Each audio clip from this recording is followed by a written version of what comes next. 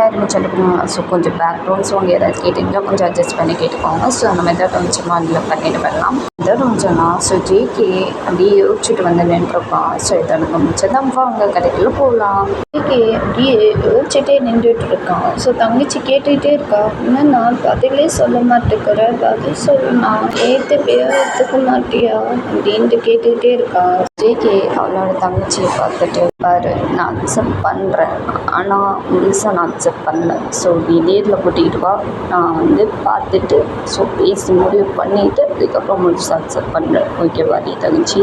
JK அவன் தங்கச்சி பார்த்து இந்த மாதிரி சொல்லிடுறாங்க. ஸோ தங்கச்சியா ஓகேண்ணா நான் கூட்டிகிட்டு வரேன் நான் நேரில், அப்போ நீ அக்செப்ட் பண்ணவே இல்லை, அதுவே எனக்கு போதுண்ணா அப்படின்னு சொல்லிட்டு ஸோ அன்னைக்கிட்ட சொல்லிட்டு அங்கேருந்து போயிடுறா. ஸோ ஜேகே இப்போ உங்களை வேலை பார்க்க ஆரம்பிச்சிடறான் லேப்டாப்பில். இப்படி தான் கொஞ்ச நாள் டேஸ் இப்படி தான் போகுது. ஸோ நீங்கள் அப்படியே யோசிச்சுட்டு உட்காந்துட்டு இருக்கீங்க. ஸோ இதுவே பார்த்து நோட் பண்ணிடுறான். அப்படியே உங்களை பார்த்து கூப்பிட்றான், ஏய் ஜாரா, ஏய் என்ன யோசனை ரொம்ப திங்கிங் பண்ணுற மாதிரி இருக்கு, என்ன யோசிச்சுட்டு இருக்க?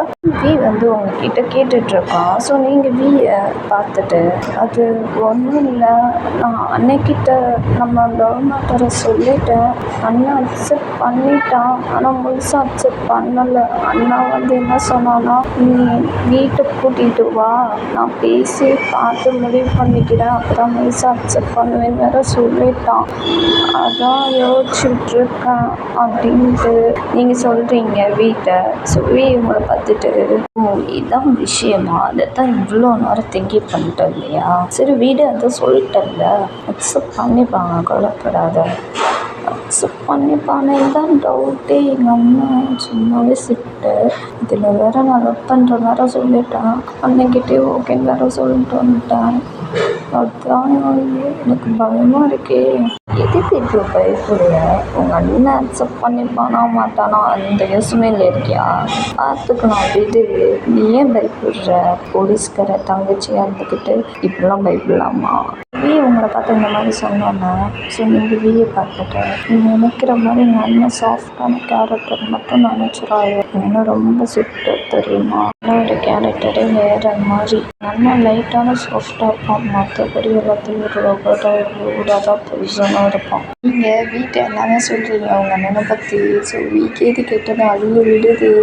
ஜாரா இன்னும் இப்படி சொல்கிறோம், ஒன்றும் ரொம்ப சிட்டு போலையே, ரொம்ப கஷ்டம்தான் போல இருக்குது, இது வேற உன்னை லவ் பண்ணுறேன், இது வேற உங்கள் அன்னைக்கு நீ சொல்லியிருக்க, உங்கள் அண்ணன் நேரில் பார்த்து தான் முடிப்படுன்னு வேற சொல்லிட்டான். அண்ணனை சம்மதிக்கிறது ரொம்ப கஷ்டம்தான் போல, எனக்கு சம்மதிக்கிறதுக்கே நேரம் போயிடும்டி உங்கள் அண்ணன்கிட்ட. இன்னைக்கு மேரேஜ் பண்ணி உன் கூட என்னைக்கு வாழ போகிறேன்னு எனக்கே தெரியலடி, சத்தியமும் அண்ணனை சமாளித்து வாழ்றது ரொம்ப கஷ்டம்தான். இந்த மாதிரி உங்ககிட்ட குழம்பிட்டு இருக்கான். ஸோ நீங்கள் வீயை பார்த்து லைட்டாக ஸ்பாட் பண்ணிட்டு, ஸோ நீங்கள் வீயை பார்த்துட்டு என்னாச்சு உங்களுக்கு, ஏன் இப்படி பயந்துட்டு பயந்து பேசி வளரி கட்டிக்கிட்டு இருக்கான், நேரில் கூட்டிகிட்டு போய் அக்செப்ட் பண்ண மாட்டானா சொல்லிட்டு நான் இந்த யோசனை இருந்தால் இந்த யோசனை குழம்பிட்டு உட்காந்துட்டு இருக்கேன். சொல்லிட்டு லைட்டாக திட்ட ஆரம்பிச்சிடுறீங்க வீரை அப்படியே செல்லம்மா.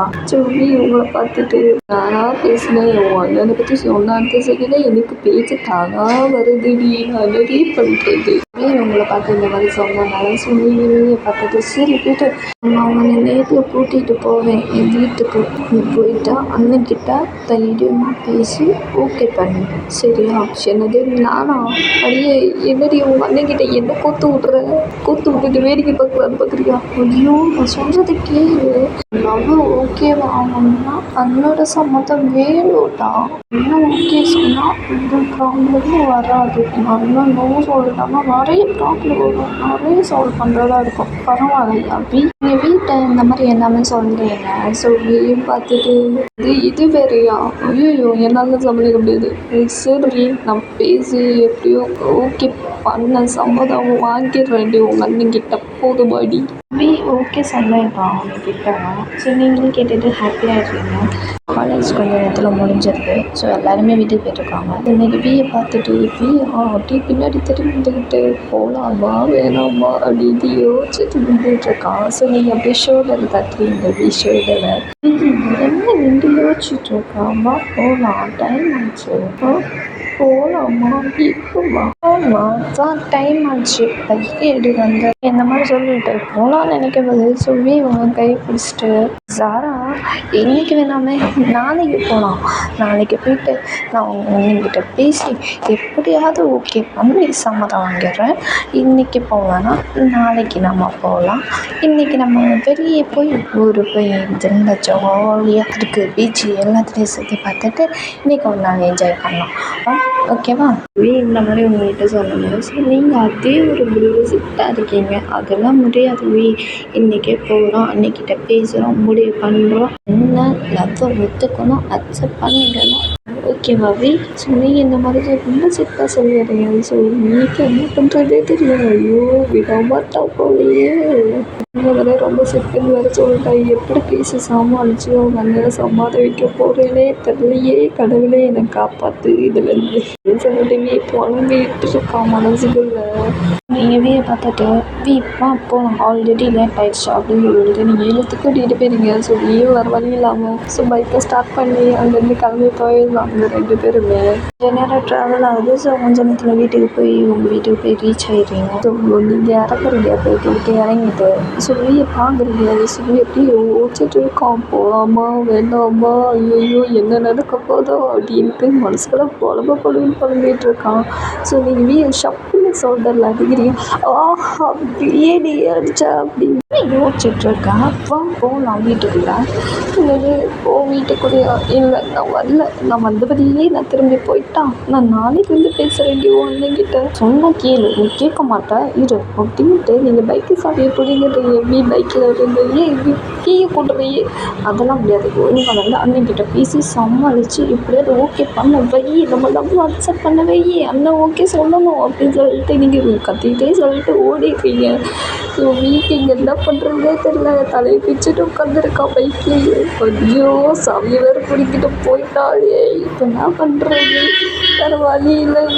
இதை விட்டால் உனக்கு வேறு வழியே இல்லை. நீ போய் தான் ஆகணும். அப்படியே புலம்பிட்டு அப்படியே வந்து தைரியத்தை வர வச்சுட்டு அப்படியே சொல்லி உங்கள் வீட்டுக்குள்ளே என்று ஆகிறான். அண்ணனை பார்த்துட்டு கூப்பிடுவீங்க, அண்ணா ஜெய்கேண்ணா அப்படின்னு கூப்பிட்டோன்னா ஸோ ஜெய்கேவும் பார்த்துட்டு தங்கச்சி வந்து உட்காரு அப்படின்னு சொன்னாலும் இல்லை உட்காரு. ஸோ உங்கள் அண்ணக்கிட்ட சொல்லுவீங்க, அண்ணா என் லவ்வரை நான் கூட்டிகிட்டு வந்திருக்கேன். ஓ கூட்டிகிட்டு வந்துடுவியா? கூப்பிடு, உள்ளே கூப்பிடு. கூப்பிட்றண்ணா வா அப்படின்னு சொல்லிட்டு கூப்பிடுறீங்க. ஸோ வீயும் பயத்தோட வந்து நிற்கிறான்.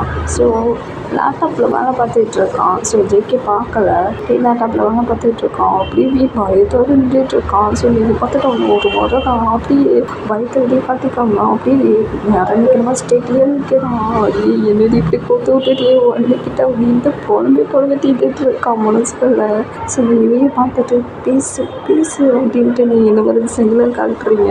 ஸோ நானும் பேசலடி, நீயே பேசிக்கோடி அப்படின்னு எங்களை பொறுத்த விட்டுறேன். கம்முன்னு லைட்டாக சைலண்ட்டாக பேசிக்கிட்டு இருக்காங்ககிட்ட. ஸோ நீங்கள் வீயை பார்த்து முறைச்சி பேசி என்ன வேணும் வேணாமா அப்படின்ட்டு நீ வரட்டிட ஆரம்பிச்சிடுறீங்க லைட்டாக. ஸோ நீ வேறு வழியில் சரிடி முரட்டாதடி, பேசுகிறேன்டி, பேசி தொலைக்கிறேன். என்ன பண்ணுறது, உன்னை பண்ணிட்டல, இதெல்லாம் சமாளித்து தானே ஆகணும். அண்ணனை சமாளித்து இப்படியே ஓகே பண்ண வைக்கிறான் போதுமா அப்படின்ட்டு எதுமா அசிக்க வயசில் பேசி முடிக்கிறான். ஸோ நீங்கள் லைட்டாக ஸ்மால் பண்ணிட்டு ஸோ அப்படியே இருக்கீங்க. ஒரு லேப்டாப்பில் வேலை பார்த்து முடிச்சுட்டு ஸோ லேப்டாப் மூடி வச்சுட்டு ஸோ தங்கச்சியை பார்த்துட்டு சொல்லு தங்கச்சி, சாரிடா கொஞ்சம் வேலை இருந்துச்சு லேப்டாப்பில். பரவாயில்லண்ணா, நீ எப்போவுமே பிஸி தான். சரி ஓகே வாழை எங்கே குடியேன்னு வந்துருக்கேன். இது முன்னாடி தான் நிற்கிறான். ஓ அப்படியா? ஓகே பார்க்குறோம். பார்த்துட்டு செம்ம ஷக்காயிரும். ஓகேடா தென் இந்த எபிசோட் வந்து நெக்ஸ்ட் எபிசோட்லாம் பார்க்கலாம்.